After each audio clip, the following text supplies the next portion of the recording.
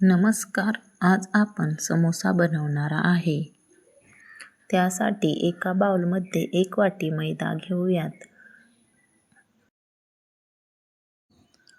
अर्धी वाटी बारीक रवा घेतला आणि पाव टीस्पून ओवा आणि चवीपुरतं मीठ. पाव कप साजूक तूप घालू. 2 ते 3 मिनिटे तूप मैद्याला व्यवस्थित लावून घेऊया. थोडंसं पाणी घालून पीठ एकदम घट्ट मळून घ्यायचं. पीठ भिजण्यासाठी अर्धा तास झाकून ठेवायचं. मसाला करण्यासाठी 1 टेबलस्पून बडीशेप, 1 टेबलस्पून धने, 1 छोटा चमचा जिरे, अर्धा टेबलस्पून काळी मिरी याला 1 मिनिट गरम करू.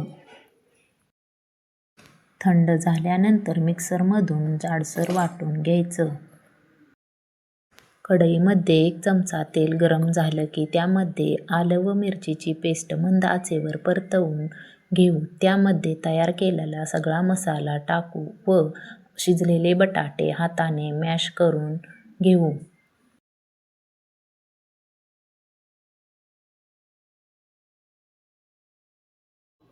अर्धी वाटी शिजलेले वाटाणे, चवीपुरतं मीठ, लाल मिरच पावडर 1 चमचा आणि गरम मसाला 1 चमचा घालून व्यवस्थित परतवून घेऊ.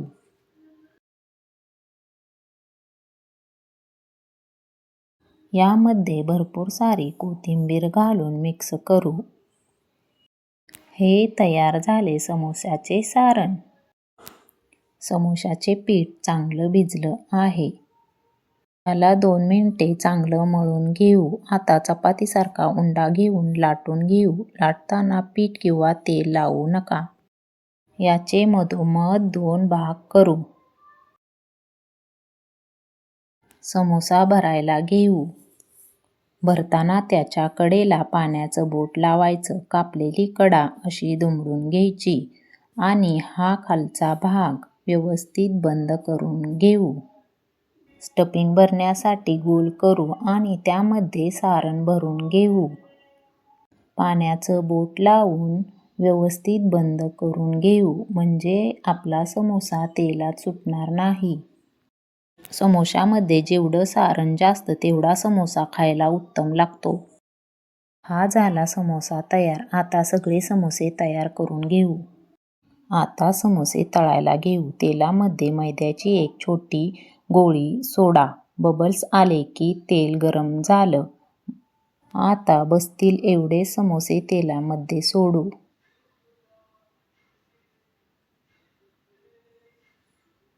समोसे तळत असताना गॅस मंद आचेवर ठेवायचा. 2 ते 3 मिनिटांनी छान खरपूस रंग येईपर्यंत तळून घेऊ. समोसे तळताना खूप मंद आचेवर तळावे लागतात.